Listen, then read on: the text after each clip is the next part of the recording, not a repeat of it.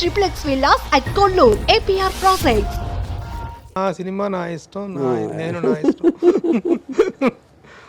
Okay, so ఇంతవరకు మనం శారీకి సంబంధించి మిగిద్దాం sir. So I'm going to put a full stop to sari matter and we have something personal to talk. Okay. Ram Gopal Varma garu చాలా చాలా is a very rare opportunity. అంటే రేరేం కాదు కానీ ఈ మధ్య వస్తున్నారు కానీ, but whenever he comes it is a feast, it is something like a full-fledged dinner. Sir, let us take this interview to Sari. No sir. Ram Gopal Varma గారు ఈ మధ్య కాలంలో రాజకీయ చిత్ర సన్యాసం చేస్తున్నాను అనేటువంటిది బాగా అనౌన్స్ చేశారు. ఎందుకు రాజకీయ చిత్ర సన్యాసం చేయాల్సిన అవసరం, ఆ అగత్యం ఎందుకు వచ్చింది? టు స్టార్ట్ విత్ నేను వ్యూహం రిలీజ్ ముందే చెప్పాను ఈ పర్టిక్యులర్ థింగ్. నేను మళ్ళీ ఇంకా రాజకీయాల జోలికి రాను సినిమాలతో నేను చెప్పేది. I think, I basically am not interested in politics. I never voted in my life. I'm not into what governments do, what political parties do. YS Jagan on a personal level interests me a lot, and that is what I did. So once that is over, even Lakshmi Sentyar did it because of NT Ramarao fan ga ఆ టైంలో జనరల్గా incident ఒక డ్రామాటిక్గా అనిపించింది.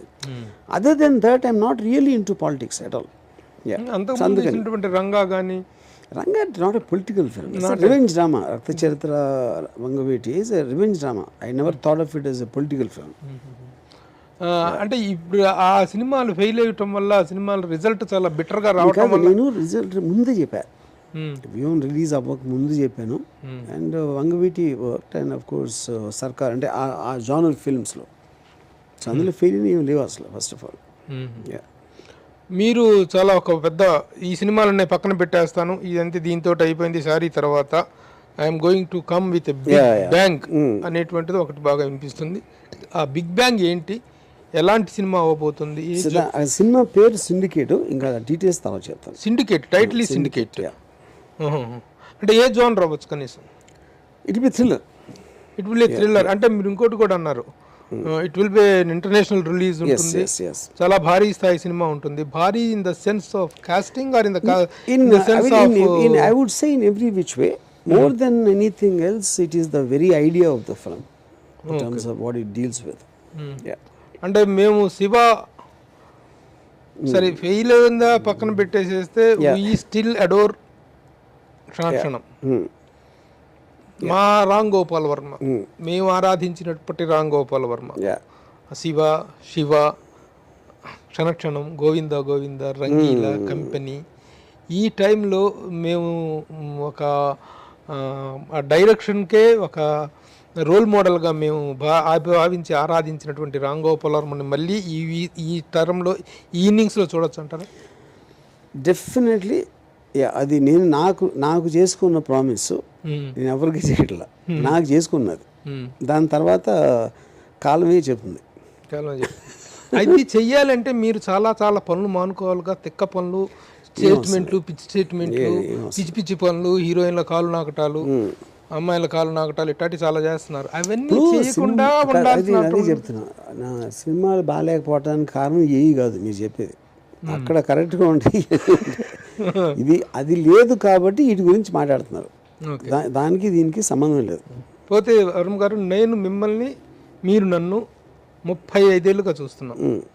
Shiva release టైంలో మీ cinema shooting అక్కడ ఆ Stanley కాలేజీలో స్కూల్ అక్కడ షూటింగ్ జరుగుతున్న రోజు నేను మిమ్మల్ని ఒక మాట అడిగా శివ టైంలో, సార్ ఒక ఇంటర్వ్యూ ఇవ్వండి అని.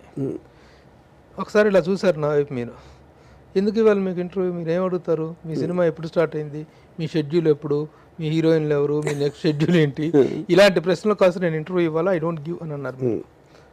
ఆ రోజున ఇదే తిక్క పురుషుడు బాగున్నాడు, కొంచెం వెరైటీగా ఉన్నాడు అనిపించింది. I really appreciated that particular gesture. ఎందుకంటే మామూలుగా కొత్తగా సినిమా ఇంటర్వ్యూ కెరీర్ స్టార్ట్ చేసే వాళ్ళు నా ఇంటర్వ్యూ కావాలని చెప్పేసి ఎగబడుతుంటారు. ఇంకా అలాంటిది మీరు ఆ దగ్గర నుంచి ఆ సమాధానం రావడంతో I felt very much interested with you. ఆ తర్వాత కూడా చాలా సందర్భాల్లో మనం కలవటం, చాలా సందర్భాల్లో మాట్లాడుకోవటం ఇవన్నీ జరిగినాయి. ఒక సందర్భంలో అయితే మీ ఇంటర్వ్యూ అనేటువంటిది మీడియాకి ఒక ఫీస్ట్. రామ్ గోపాల్ వర్మ దగ్గర నుంచి ఒక ఇంటర్వ్యూ కానీ ఒక ఇది కానీ తీసుకోగలిగామంటే వాడు ఒక పెద్ద తోపు జర్నలిస్టు. అలాంటి సిచ్యువేషను. బట్ నౌ అదంతా మారిపోయింది. Ram Gopal Varma is now available to every time and dicky అనేటువంటిది ఒకటి వచ్చింది. At the same time publicity విషయంలో మీరు ఆ రోజున పబ్లిసిటీ కూడా చాలా వెరైటీగా ఉండేది. కానీ పబ్లిసిటీ విషయంలో మీ యాటిట్యూడ్ కానీ మీ బిహేవియర్ కానీ టోటల్గా మారింది. అప్పటి మైండ్ సెట్కి ఇప్పటి మైండ్ సెట్కి ఉన్న తేడా ఏంటి సార్? మారుతున్న కాలంతో పాటు మనము మారాలి.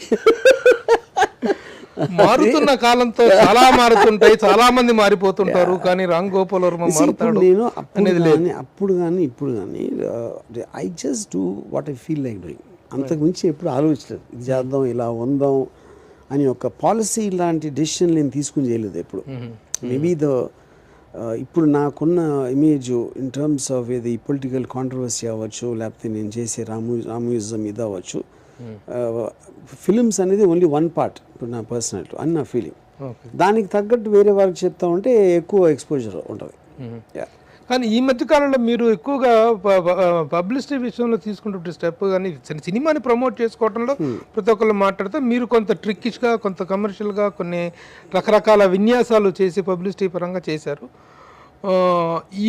అంటే అప్పుడు గ్రేట్ సక్సెస్లు ఉన్నటువంటి రోజుల్లో చేయలేదు, ఇప్పుడు చేస్తున్నారంటే ఈ ట్రిక్స్ వల్ల సక్సెస్ వస్తుంది అనేటువంటిది అన్నది మరీ అంత అదవను కాదు. సో ద పాయింట్ ఈస్ అది అన్నిట్లో there all different facets of my personality. When I am tweeting something about international thing or a local thing or I am doing some philosophical episodes or whatever, they are different facets of my personality. Okay. So I am not doing all of them as a film director. That's only one part of it. Film director అంటే only when it comes to promotion. Release అప్పుడు చేస్తాను. Okay. ఇప్పుడు రామ్ గోపాల్ వర్మ గారు touch చేయని subject అంటూ ఏం లేకుండా ఉంది. ఒకప్పుడు only he is confined only to films. Later he confined himself to he has expanded himself to so many other areas of the society. చాలా విషయాలు మాట్లాడతారు మీరు. హిందూ దేవుళ్ళ గురించి మాట్లాడతారు మీరు, రాజకీయాల గురించి మాట్లాడతారు మీరు, సినిమా ఇండస్ట్రీలో స్టార్స్ గురించి వాళ్ళ గురించి ట్వీట్లు పెడతారు. ఏ విషయము కూడాను అన్లెఫ్ట్గా ఉన్నటువంటిది ఏది ఉండదు. You have touched all the things. వీటన్నిటిలో కూడా ఒక్కొక్క దాని గురించి వచ్చినట్లయితే ఫస్ట్ రాజకీయాల్లో జగన్మోహన్ రెడ్డి గారు వైఎస్ఆర్సీపీ అనేటువంటిది మొన్న ఎలక్షన్స్లో ఓడిపోయిన తర్వాత మీలో వచ్చినటువంటి మార్పు ఏంటి? ఆ తర్వాతనే అది ముందే ఊహించి మీరు రాజకీయ చిత్రాలు చెయ్యను అని చెప్పేసి స్టేట్మెంట్ ఇచ్చారనేటువంటిది ఒక అభిప్రాయం ఉంది. It's nothing. నేను చెప్పింది ఐ మీన్ ఫేస్ వాల్యూ తీసుకుంటే ట్రూత్ అది. దీని వెనకాల ఏదో ఉద్దేశం ఉంది అంటే దానికి నేనేం చేయలేను. What I meant was exactly that.